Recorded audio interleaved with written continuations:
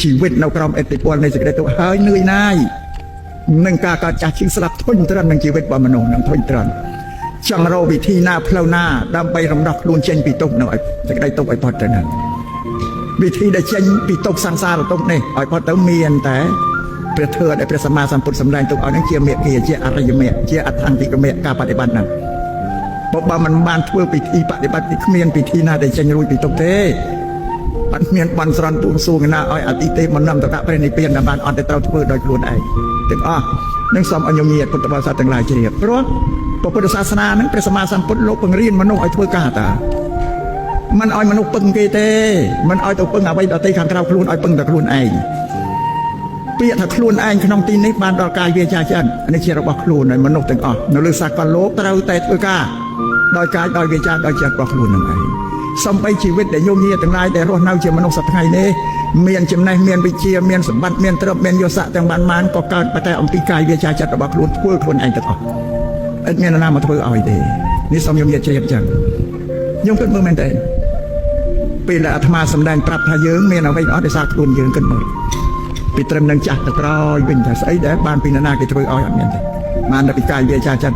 ปัญญาระบคลุนเลยทั่วนั่งการเราต่อดอกคลุนตั้งปีสุดได้สอกจิตรับสมบัติโจกใจสู่สุดได้สัพพยากาแต่เป็นคนไอเถื่อนนั่งเชียพุทธศาสนาได้ประสมาสัมพุทธตรองสำได้เนาะไปขนม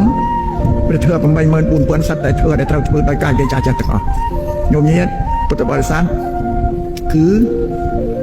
กายได้จ่าจัดนั่งหายเจียครูนได้ลูกไทยสำได้ทางอัตตาให้อัตนอนเนี่ยเท้าครูนเชียตีเปิงในครูนเนี่ยเราตีมันไอตีเปิงยังไงครูนคือกายได้จ่าจัดนั่งไอเถื่อนแล้วกายเวียชาจัดระบบพันยืนกายเวียชาจัดพันยืนปีกำเนิดได้ยังการมองอัศอาเต้นโยนาเฉียบโดยเกล็ดเครื่องสาวมองสมุกโปรอักระการบอกปีกำเนิดมองที่สมัยแต่ปัญญาระบบยืนโดยเกล็ดมันนึกการมองเมียนปุยกระปุยปัญญาใส่แต่บางมนุษย์บ้านศึกษาเรียนโซดอัศสารวิจิเต้ปัญญาระบบรุ่นอัตริธมเต่าบ้านเดินเน่าตะกรีบยังไงอุติหะเจ็ดแสดงโยมเย็ดมือไปเชียร์บริษัทได้คะแนนแนวตามจังตัดมัดโยกสระเราลงแนวเชิญบัตรคะแนนอดบานเรียนโยมเมียนได้เช็ดยังไงทำเป็นมนุษย์โดยแต่คะแนนผู้ยังแนวตีกรองยังเมียนสลาศึกษาเรียนโซนกรุ๊ปปัจจุบันยังเรียนได้เช็ดดังเมียนปัญญารีลางยังทัวร์กิจการเอาไปบ้านแต่ได้ทราบปัญญาเนี่ยแนวเชิญบัตรเมียนปูปัญญาได้แต่คะแนนปัญญาอดบานเรียนโซนนั้นได้กระดิบหนึ่งอันเถอะกันเด็อันนี้ปัญญาเนาะการยอดคองนี้บาปอย่างไกลเลยสำหรับพุทธศาสนาบาปเช่นไอเดียเราเราได้ท่าไม่เอาก็อดปุ่นเมียนกุ้นไม่เอาหนังอ่อนก็ได้ไม่เอาคำพูดสิได้ละต่อสู้งบร้อนหนังโกนมวยนะตั้งปีเราขนมปูเราโหดเราประสบเราให้เราซาโกนมวยตั้งปีมาไงเราโหดอายุเจียมมาเอ้ยมันเนี่ยที่ได้เจียมโดยเครื่องอุปโภคบริโภคโดยตึกจัดมีตาสลังความกะหน้านัดโซกาเปียโกนนั่งเราแต่โกนทำไมเอาอันเมียนกุ้นอันนี้ในทายอดของบาปไกลเลนจิตตีบำพอดกาไม่ชาแต่เทกายอดของนี่โบราณท่าบาปมันจะอาบเหมือนเตะบ่ตัวไวเหมือนไวไอ้สมอสีบาปแท้บ่จะอาบเหมือนบาปในการยอดเข้าประจักษ์ในเป็นอันมันจะอาบเหมือนไอ้เด็กคือบาปทั้งหมดนะโดยสากลนึกยอดเข้าประจักษ์นะเป็นมนุษย์การนาแต่มันชื่อบมันชื่อบาปมันชื่อท่ามนุษย์สลับเฮ้ยก้าวตีทานสู้ทานระเมียนมนุษย์ตัวอักระอักระใจรึงเบื่ออักระว่าเพื่ออัตตาผ่อนจัดไม่ได้ปาเปิลดอยชีวิตระบาดมนุษย์สับสันเอาเลือดไปพบลูกนั่นการนาบานสลับเธอติสนาให้ผมบัดกายยอดเข้านั่งเอายอดเต่าหลังเป็นเต่าตัวตามสิ่งใดเป็นก็สลับทัวเต้ายนอันนี้สังติตรามการนายมเยียสลับยนให้ยังตึกจัดระบายยมเยียกรุกนี้นั้นอ้อยเมียนจุมนื้อสติเจตลาขนมพระพุทธศาสนาหนึ่งกันแต่กลางคลาแล้วไปสาการสลับเทติสนาหนึ่งเจตลาต้องย้อนเมียนปัญญายอดเขายอดเราดังอักระละอต่างก็ตึกจัดต้องเมียนสติเจตลาเมียนสติเจตลาธนยมเยียพุทธบริษัทนั่นแกหาถาจัดเชียร์กามาวิจารณ์กุศลจัดการนาสลับจัดต้องเกี่ยวกับสิ่งใดเจตลาเชียร์กุศลก็จำเพื่อสิ่งใดละอ่อนแล้วนะเมียนกายใจเตียนเมียนการซาเซลเมียนสิ่งใดอย่างนั้นอโศกดอชีวิตมาสับสาตูเตอร์เนื้อจุ่มบินครูนหรือแผ่นใดมันปรากฏในเขากามาวิจารณ์กุศลจัดกามาวิจารณ์กุศลจัดเด้จัดเชียร์กุศลปันวิจารณ์จำเป็นโดยการมาคนพรำเพื่อชีวิตระบบมโนว่าวิจารณ์จำเป็นนั้นจัดเชียร์กามาวิจารณ์กุศลจัดนี้รู้สันได้ท่าแบบอายุและตุกตาขนมทานสู้ประมวยจันชอกามาวิจารณ์สู้นั้นอันนี้อาตมาก็น่าสำได้ยินดีจัดตีมวยเด้จัดเมียนดอกบุญธนะนบายสำแดงปีจัดตีมวยคือจัดโยมเมียนพุทธบริษัทตีมวยผมพอได้จัดเจ้ากุศลมนเกนั่นได้ย่ออัมพีกุศลเถื่อประกอบด้วยปัญญาแต่คือผมเป็น anh nhôm chạy anh là cái chạy bò để chạyรับสมบัติใจเต้าเจียเตียนดอจนดอตีเตียที่ก็สร้าง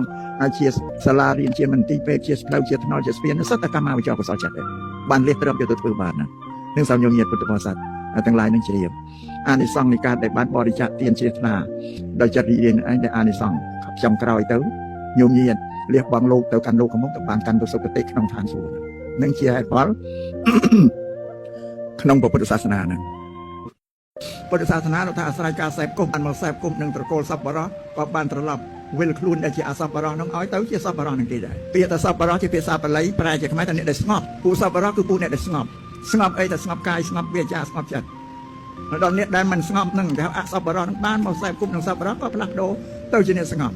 หนึ่งบ้านพระสมมาสัมพุทธตรองสำแดงจากเตยาได้แสบกุมคือมอรูปรูมพอสมากุมเชื่อมวยหนึ่งคณีแต่แสบกุมหนึ่งซับบาระเราไม่บ้านตัวเธอระบาซับบาระแสบกุมหนึ่งอาซับบาระหนึ่งบ้านตัวเธอระบาซับบาระในบ้านเกยยาได้แสบกุมนี้คือเฉียดท่อมมาบ้านเฉียดเฉียมบ้องสำหรับสังคมมนุษย์หรือสังคมโลกนี่บ้านพระสมมาสัมพุทธสำแดงขนมเป็นกุลโซเนี่ยอาเซวันนี้จะไปเรียนนั่งถ้าเกยยาเป็นแสบกุมหนึ่งชวนไปแล้วอาซับบาระนั่งเชียมมงคลดาวประสาทแต่ขณะยังตัวแสบกุมหนึ่งผู้อาซับบาระอุปยานั้นได้เนื่อมยังตัวเพื่อกุศลและเนื่อมยังแต่ประเภทอำเภออักษรนั่นเรียนอำเภออักษรนั้นเป็นเจตีเตยอระบผู้อาซับบาระนั่งแต่สี่เป่าไล่เริ่มจะเรียนตัวไอ้สับแบบนั้นผู้อาซับบาระโจจันแล้วผู้สับบาระลงมันโจจัดเตเห็นเปิดสี่เป่าไล่เริ่มจริงอันนี้กินน้ำไปอดสงบเปิดจัดเปิดกายไปจัดมันนุ่มบอลน้องอ้อยเมียนเกล้น้องสัมภาระกรุเกลียดเลยนี่สำหรับตัวสายกุมนางสับปะรดแต่สายกุมนางสับปะรดลูกน้ำเป็นยอลอ้อยบุคคลนักสดับตัวยกบานเท่าก็อบรมกายไปจัดเยอะพลูในบ้านเต้าจีเนสงบแก้วท้าอาสับปะรดเอาท้าสับปะรดนึ่งสามยมเยียเฉลี่ยโดยเชียยมเยียพุทธบริษัทในบ้านมาประชุมคณีขนมตีนี่เนี่ยการสั่นในบ้านมาประชุมตีนี้สัตย์จะผู้สับปะรดหายตัวใบเชียมันปรับยังสังเกตมือเต่าคืนเพราะผู้อาสับปะรดอัดบานโจมกันตีประชุมในบ้านมันเฉลี่ยทลามันโจจัดสำหรับยมเยียพุทธบริษัทได้จะสับปะรดหนึ่งหรือสับปะรดพลังเนี่ยประกอบประกาอัมปีกลางเนี่ยแต่ละอเมียนกุศลกรรมจะดำเลือดก็เฉลี่ยทลามาประชุมเนี่ยประมตีเนี่ยมาในการประชุมเนี่ยนี่คือสัตย์สับปะรดหายแต่สาสายกุ๊บหนึ่งสับปะรดยังไงหนึ่งสาวอัญญเนียพุทธบริษัททั้งหลายเฉลี่ยโดยขนมการนี้ดำบานเมียนภาษาจิมเรียบอัญญเนียอย่างปีกาก่อสร้างสถานีบิชุสายสำเร็จของพุทธศาสนาเนี่ยบิชุได้ยังก่อสร้างนี่คือเชียร์บิชุได้สายอย่างปีพุทธศาสนาโดยซัดแต่มาดองอัดเมียนไอ้ข้อปีนังเตาเลียจะลำในซ้ำจิมเรียบตัวบิชุได้สายมวยสัตว์เมียนเละคันเดกะเชียบบัมตีขนมระบาดบิชุนั่งครบใครตั้งออกยังห้ามทำมันเอาเอาไว้ได้มาปราบในขนมบิชุนั้นและคันเดกะนั่งตีมวยห้ามสายเปลี่ยนนิจกรรมอัดเมียนเอามาสายตั้งนาทีปีห้ามมันอ้อยนิยเอาไว้ได้ปะเปิดเราสถาบันพระมหากษัตริย์ตีใบห้ามมันอ้อยปูนิยสได้ได้ปะเปิดเราเรียกเจรธาภิบาลเมียนประมุขเรียกเจรธาภิบาลเจดามนั้นตีบูนห้ามมันอ้อยบำราปะนโยบายมันอ้อยปะนโยบายหน้ามาโยวัชุนกซับไซพอเราสำเร็จเนี่ยนี่คือเรื่องคันเดกะได้ยังไงคือทรายแต่ปีสำเร็จพระพุทธศาสนารสเชียร์ระบอบประเทศโดยซับกันนี่แหละคันเดกะ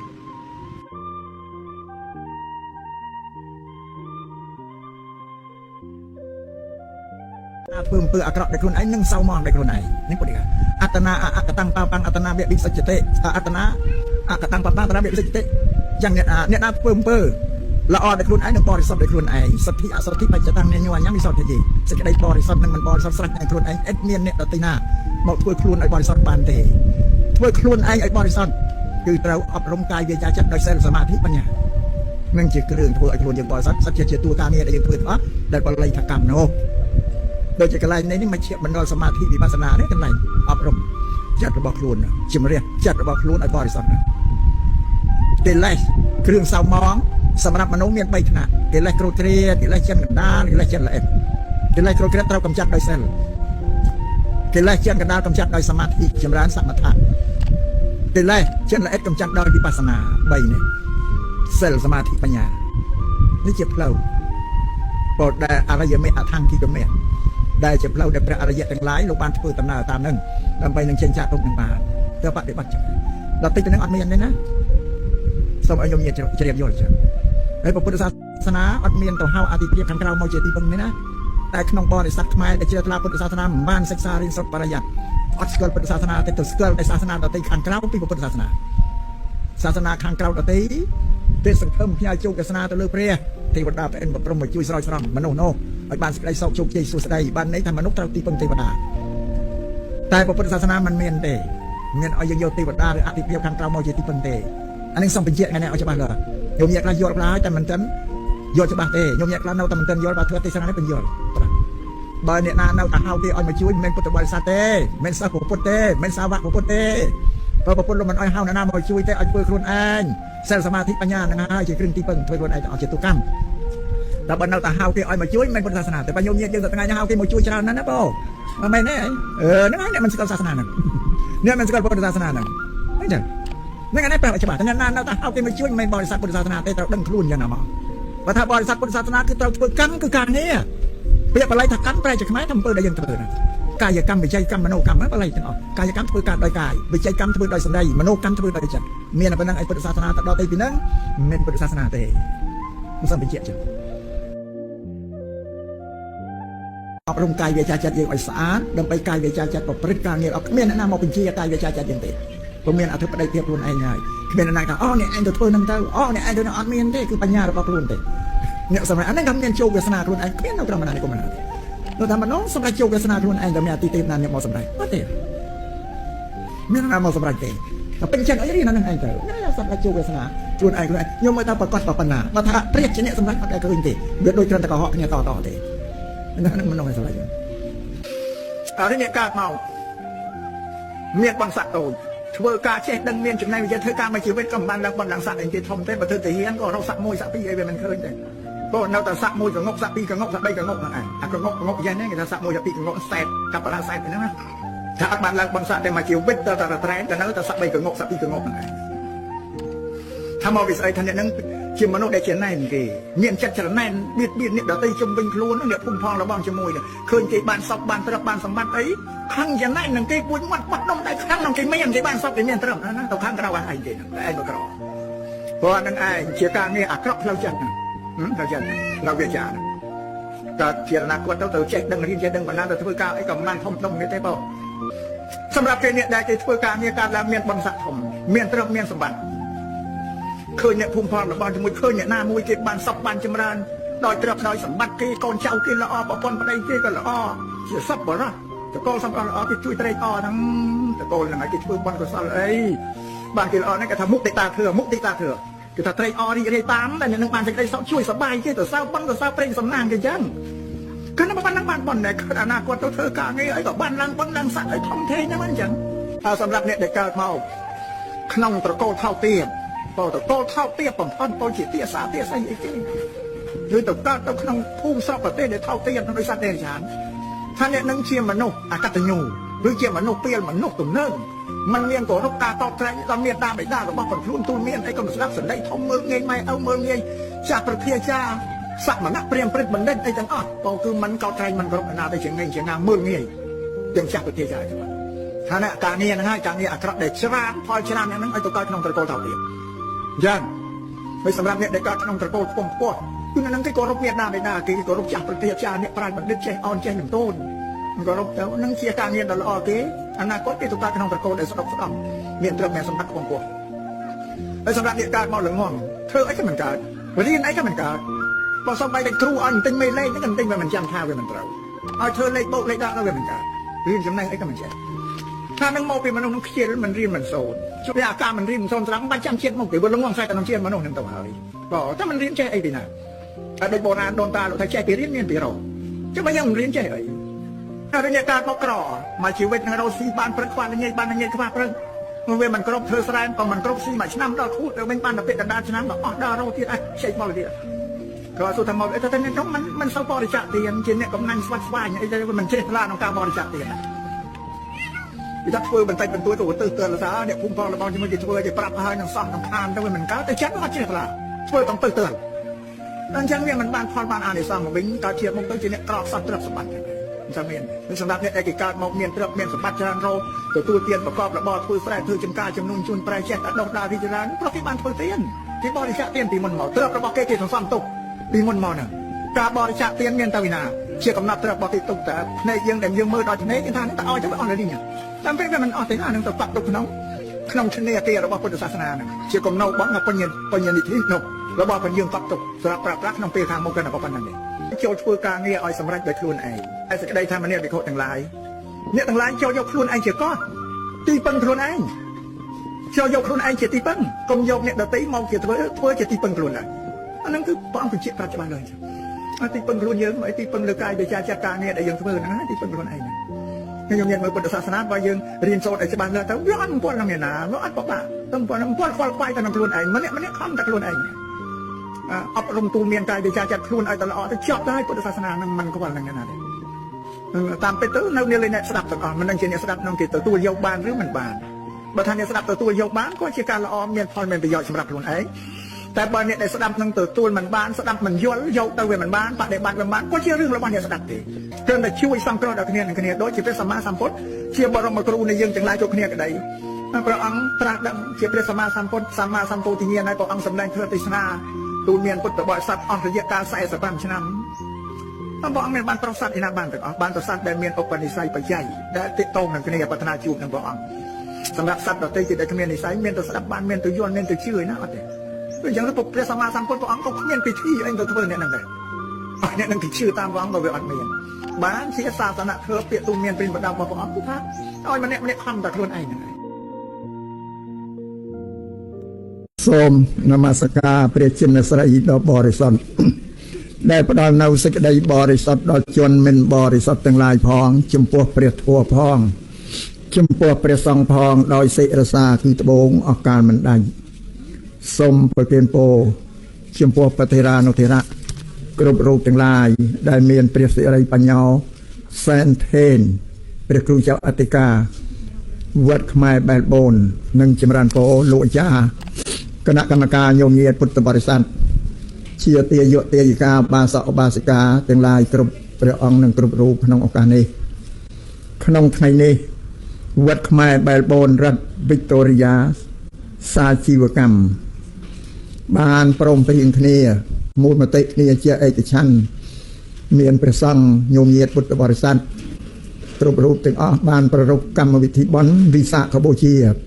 ប្រចាំឆ្នាំសម្រាប់វត្តខ្មែរបែលបូនរដ្ឋវីកតូរីយ៉ាសាជីវកម្មជាប្រពៃណីទំនៀមទម្លាប់ខ្មែរយើងជាអ្នកគោរពអ្នកកាន់ពុទ្ធសាសនារៀងរាល់ឆ្នាំតែងប្រារព្ធកម្មវិធីបុណ្យវិសាខបូជានេះជាប្រចាំទោះបីជាវត្តអារាមនៅប្រទេសណាក៏ដោយឲ្យតែពុទ្ធសាសនាក៏ប្រារព្ធកម្មវិធីបុណ្យវិសាខបូជានេះដូចគ្នាទាំងអស់គឺថ្ងៃខែគឺប្រារព្ធនៅថ្ងៃតែមួយទេតែសម្រាប់នៅប្រទេសដទៃនានាដូចជាប្រទេសអូស្ត្រាលីឬក៏ប្រទេសសហរដ្ឋអាមេរិកនៅបារាំងជាដើមញោមញាតពុទ្ធបរិស័ទដែលរស់នៅក្នុងប្រទេសនានានោះប្រារព្ធកម្មវិធីបុណ្យប្រពៃណីក្នុងពុទ្ធសាសនានឹងមិនសូវបានប្រារព្ធចំថ្ងៃដែលបានកំណត់ទេដោយសារពេលវេលាច្បាប់ទម្លាប់ស្រុកគេហ្នឹងវាមិនដូចជាប្រទេសកម្ពុជាយើងដែលកាន់ពុទ្ធសាសនាទូទៅនោះដូចក្នុងថ្ងៃនេះនៅកន្លែងនេះប្រារព្ធកម្មវិធីបុណ្យវិសាខបូជានេះក្រោយថ្ងៃដែលកំណត់គឺថ្ងៃ15កើតខែវិសាខហ្នឹងដោយសារបញ្ហាថ្ងៃហ្នឹងជាថ្ងៃដែលញោមញាតទាំងអស់គ្នានឹងត្រូវជាប់កិច្ចការងារក្នុងការចិញ្ចឹមជីវិតរបស់ខ្លួននោះម្ល៉េះធ្វើកិច្ចការនៅក្នុងប្រទេសគេនេះត្រូវតែថ្ងៃសៅរ៍ថ្ងៃអាទិត្យទើបអាចធ្វើបានម្ល៉េះហើយបុណ្យវិសាខបូជានេះក៏លើកយកមកប្រារព្ធធ្វើនៅថ្ងៃសៅរ៍ថ្ងៃអាទិត្យនេះទោះបីជាមិនបានប្រារព្ធចំលើពិធីក៏នៅថ្ងៃពេលវេលាដែលព្រះសម្មាសម្ពុទ្ធជាបរមគ្រូត្រង់ប្រសូតត្រង់បានត្រាស់ដឹងជាពុទ្ធត្រង់បរិនិព្វាននៅថ្ងៃ15ខែវិសាខនឹងក៏ពិតមែនទោះបីជាកន្លងមកហើយក៏នៅតែក្នុងការគោរពបុណ្យពិធីវិសាខបូជានឹងដូចតែគ្នាតែញោមញាតពុទ្ធបរិស័ទព្រោះមានកាលពេលវេលាស្រុកទេសមិនអនុញ្ញាតឲ្យយើងធ្វើហ្នឹង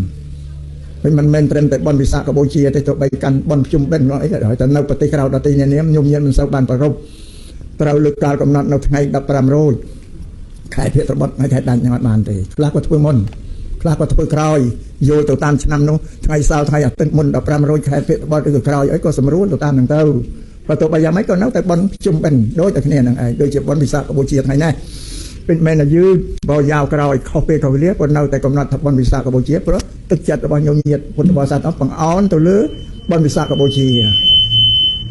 ព្រះសម្មាសម្ពុទ្ធទ្រង់សម្ដែងចំពោះពុទ្ធភិក្ខុ ថាភិក្ខវេចេតនាហង្ភិក្ខវេកម្មੰបទាមិថាមនាភិក្ខុទាំងឡាយចេតនាវត្ថុបំណងនៃចិត្តហ្នឹងជាបុណ្យជាកុសលថ្ងៃនេះពេលនៅក្រោយថ្ងៃវិសាខបូជាក៏ពិតមែនបើញោមញាតកំណត់ថាជាបុណ្យវិសាខបូជាគឺវិសាខបូជាហើយសម្រាប់ញោមញាតពុទ្ធបរិស័ទដែលស្ថិតនៅក្នុងប្រទេសអូស្ត្រាលីនេះក៏នឹងសូមជម្រាបអញ្ចឹងហើយសម្រាប់ខ្ញុំកណ្ណាអាត្មាភាពនេះបានមកកាន់ប្រទេសអូស្ត្រាលីនេះលើកទី1ហើយអាយុ83ហើយបានមកឃើញស្គាល់ទឹកដីអូស្ត្រាលីនេះការដែលមកកាន់ប្រទេសអូស្ត្រាលីនេះក៏មិនមែនជាចេតនាបំណងទឹកចិត្តរបស់ខ្ញុំកណ្ណាអាត្មាភាពថានឹងមកកាន់ប្រទេសអូស្ត្រាលីអត់មានចេតនាទេប៉ុន្តែមកនេះមកដោយកម្លាំងទឹកចិត្តសទ្ធាជ្រះថ្លារបស់ញោមញាតពុទ្ធបរិស័ទព្រះសង្ឃដែលគង់នៅប្រទេសអូស្ត្រាលីនេះដោយសារស្គាល់ខ្ញុំកណ្ណាអាត្មាភាពតាម Facebook តាមទូរស័ព្ទអាត្មាមកដល់ញោមញាតស្គាល់អាត្មាគ្រប់តែគ្នាអាត្មាអត់ទៅមានស្គាល់ញោមណាមួយទេអាត្មានឹកឃើញដល់ភាសារបស់ចិនគេថាអ្នកណាក៏ស្គាល់លោកសង្ឃដែរបើលោកសង្ឃគ្មានស្គាល់ណាម្នាក់ទេនឹងសម្រាប់អាត្មាភាពអត់បានស្គាល់ញោមញាតទេបានក្នុងឱកាសនេះខ្ញុំកណ្ណាអាត្មាភាពក៏សូមថ្លែងអំណរអរព្រះគុណអរគុណចំពោះញោមញាតពុទ្ធបរិស័ទទាំងឡាយដែលគង់ស្នាក់នៅរស់នៅលើទឹកដីប្រទេសអូស្ត្រាលីនេះដោយសារព្រះករុណាគ្រប់រូបនិងញោមញាតពុទ្ធបរិស័ទបានស្គាល់ខ្ញុំកណ្ណាអាត្មាភាពតាមរយៈ Facebook ទូរស័ព្ទបើស្គាល់ជាស្រមោលប្រយោលពីចម្ងាយហ្មងទេក៏មានទឹកប្រតិទឹកចិត្តជ្រះថ្លាតែចង់បានជួបបានឃើញខ្ញុំកណ្ណាអាត្មាភាពដោយផ្ទាល់តែម្ដងក៏ព្យាយាមឲ្យតេតងដើម្បីឲ្យពុទ្ធិកសមាគមនិងសហគមន៍សង្ឃនិងគណៈកម្មការវត្តពុទ្ធរាំងសីហ្នឹងជួយធ្វើច្បាប់ធានាឲ្យបានខ្ញុំកណ្ណាអាត្មាភាពហ្នឹងមកកាន់ទឹកដីប្រទេសអូស្ត្រាលីនេះដើម្បីនឹងបានជួបបានឃើញស្គាល់ញោមញាតពុទ្ធបរិស័ទគ្រប់រូបទាំងអស់ហ្នឹងប៉ុន្តែជាវត្ថុបំណងរបស់ព្រះសង្ឃនិងញោមញាតនៅអូស្ត្រាលីទេតែអាត្មាភាពដូចជាអត់បាននឹកឃើញទេបងជំរាបពេលនឹងជំរាបត្រង់ហើយញោមញាតនេះមុនដំបូងទិសទេក្នុងចិត្តសម្បើមអត់ចង់មកទេជំរាបត្រង់ហើយណាតែអាត្មាថាមិនចង់មកតែញោមត្រងល់ចិត្តអន់ចិត្តហ្នឹងមិនចង់មកចង់មកសាវចាស់នៅវិញចាស់ទៅពិបាកទៅណាមកណាហ្នឹងញោមញាតនៅសហរដ្ឋអាមេរិកនេះមុនទៅអាត្មាទៅនេះណាបងព្រោះផ្លឹកទៅចុះឡើងហ្នឹងច្រើនដងណាស់ហើយស្គាល់ជីវភាពការរស់នៅស្រុកទីរបស់ស្រុកអាមេរិករួចហើយអត់ចង់ទៅទៀតទេញោមញាតនិមន្តទៅចូលបន់ទៅសុំទោសញោមអត់បានទៅទេចាស់ហើយអូស្ត្រាលីនេះក៏យ៉ាងញោមញាតនិមន្តមកទេទៅគិតទៅទៅតាមចិត្តអត់ចង់សោះដល់នឹកឃើញពីទឹកចិត្តទឹកប្រតិរបស់ព្រះសង្ឃញោមញាតទាំងអស់ថាចង់ស្គាល់ចង់បានជួបមុខនឹងខំតស៊ូព្យាយាមព្រោះការដែលមកពីប្រទេសកម្ពុជាមកអូស្ត្រាលីមិនមែនជាការងារតែមានច្បាប់ទម្លាប់ស្រុកទីនឹងចាំតាំងតែងជាទីបំផុតបើសិនណាយើងបានធ្វើច្បាប់ឲ្យស្របតាមច្បាប់ប្រទេសទេអត់បានមកទេមិនដែលសុំនឹងក៏យូរដែរព្រោះច្រើនខែដែរច្បាប់ប៉ុណ្ណឹងបានមកហ្នឹងនេះនឹកឃើញទឹកចិត្តរបស់ញោមញាតពុទ្ធបរិស័ទហ្នឹងបានហើយបើយើងតស៊ូយកកុំឲ្យញោមញាតនោះខកបំណងទឹកចិត្តហ្នឹងញាតិអាត្មាក៏សូមថ្លែងអំណរអគុណចំពោះព្រះសង្ឃញោមញាតពុទ្ធបរិស័ទដែរបើគុំតែព្រះករុណាព្រះសង្ឃនិងញោមញាតទាំងអស់មានសទ្ធាជ្រះថ្លាចង់ជួបចង់ឃើញខ្ញុំកណ្ណាអាត្មាភាពហ្នឹងខ្ញុំកណ្ណាអាត្មាភាពក៏អភ័ព្វដែលមកជាតិនេះអត់បានមកឃើញទឹកដីអូស្ត្រាលីទេមិនបានមកជួបនឹងញោមញាតនៅអូស្ត្រាលីហ្នឹងដែរប្រកាសជាអភ័ព្វអាសាបងមកជាតិហើយអត់បានជួបខ្ញុំមុខគ្នានោះក៏យ៉ាងនឹងសូមរៀបរាប់ខាងដើមក៏ប្រគេននឹងជម្រាបជូនញោមញាតពុទ្ធបរិស័ទនោះបើគាត់ជួនថ្ងៃនេះទៀតក៏ព្រះគ្រូចៅអធិការនិងញោមញាតទាំងអស់ហ្នឹងក៏បាននិមន្តមកទទួលផ្ទាត់នៅក្នុងវត្តនេះហើយក៏សូមឲ្យសម្ដែងធម៌ទេសនាក្នុងពិធីបុណ្យពិសាខបូជាហ្នឹងផងក៏រាប់ទទួលក៏មិនឲ្យញោមញាតនឹងប្រសង្ឃអកចិត្តទេបងទទួលថាហ្នឹងបំពេញទឹកប្រតិទឹកចិត្តរបស់ព្រះគ្រូចៅអធិការប្រសង្ឃនិងញោមញាតគ្រប់គ្នាទាំងអស់ក៏ក្នុងការនិមន្តមកសម្ដែងធម៌ទេសនានេះអាស្រ័យក្នុងធម៌ទេសនាក្នុងកម្មវិធីបុណ្យពិសាខបូជានេះក៏អត់បានសម្ដែងពីពិសាខបូជាទេក៏សំលើករឿងមួយក៏ដែលយកមកសម្ដែងរៀបរាប់អធិប្បាយអភិប្រាយប្រគេននឹងជំរាបជូនព្រះសង្ឃនិងញោមញាតទាំងអស់ឲ្យជ្រាបរំលឹករឿងយើងទាំងអស់គ្នា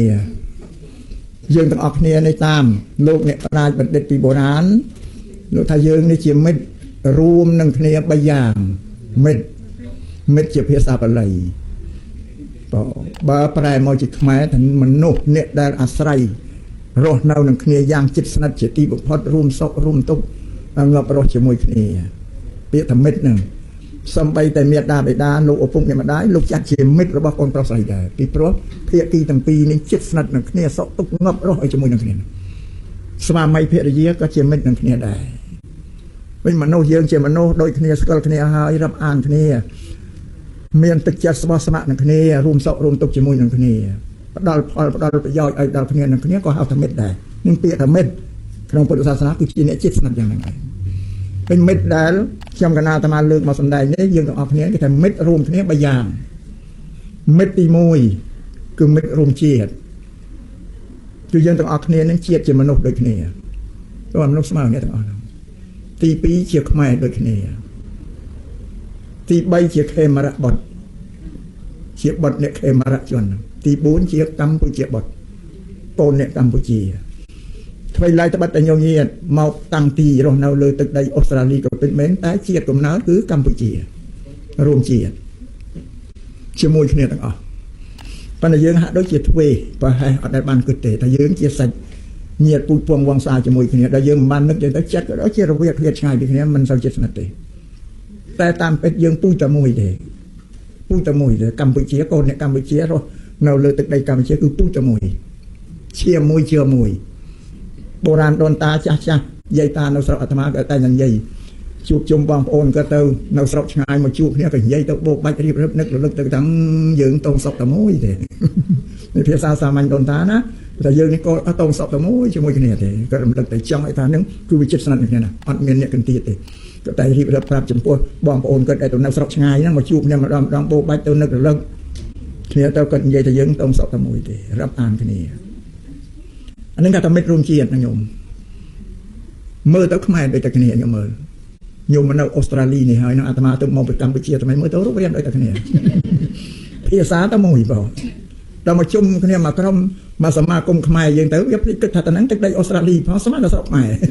បើមកនៅក្នុងសាលានេះទៅគិតថាដូចស្រុកខ្មែរចាំមិនឃើញមានជាតិអូស្ត្រាលីណាមួយតែភ្លេចខ្លួននៅក្នុងស្រុកខ្មែរយើង